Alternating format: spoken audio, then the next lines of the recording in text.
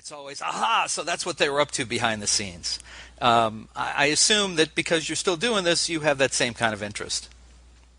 Well, people have asked why I wrote this book, and the answer is very simple, which is, as you said, not only was I the only writer, journalist, reporter on that tour, on that particular tour, but the tour itself represents the end of the first chapter of the Rolling Stones' career.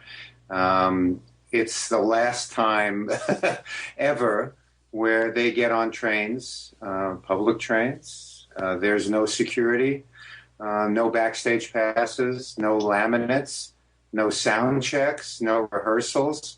They are playing 2 shows a night in decrepit town halls all over England, places that by all rights should have fallen down 100 years before they got there.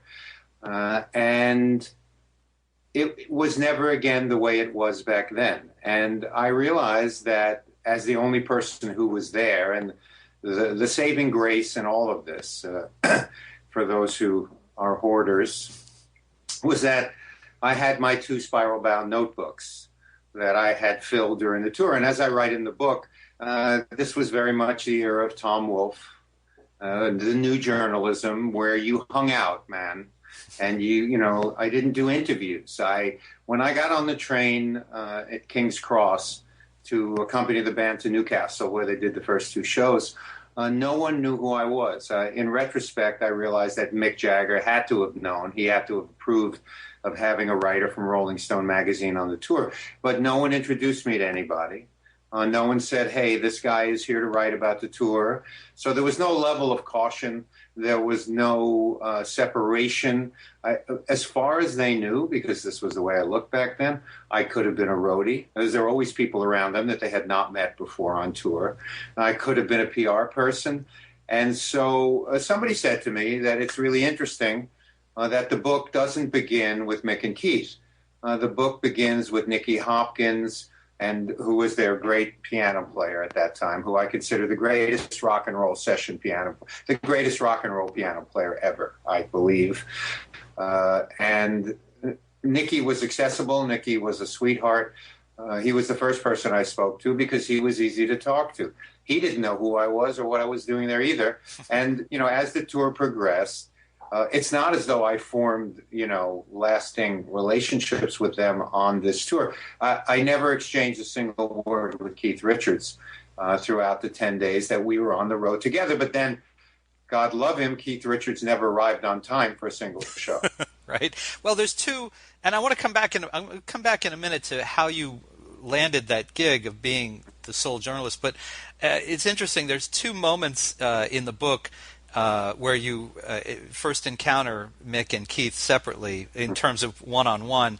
Mick takes you aside, and I don't know if he took you aside, but he basically says, "You haven't written a goddamn thing down. You're not a journalist," and he really challenged you with that. And then the other one was you got assigned after the tour by Rolling Stone to go to Paris or somewhere in France. After you were going to cover the Cannes Film Festival, and then you were going to do a one-on-one with Keith. And you went to Keith's house before the film festival to just say hi and not thinking he even knew who you were. And he was like, Bob Greenfield, so good to see you. I mean, those are great moments. Those are worth the book. Thank you. Thank you. The incident with Mick, bizarrely enough, or not bizarrely, knowing Mick, because what I again came to realize now is that because he did know who I was, he granted me several audiences. I didn't interview. I never took notes where anyone could see me. I spent a good deal of the tour in some of the most atrocious and freezing cold lavatories in England, which if anyone lived in England at that period of time, you know how bad they smelled.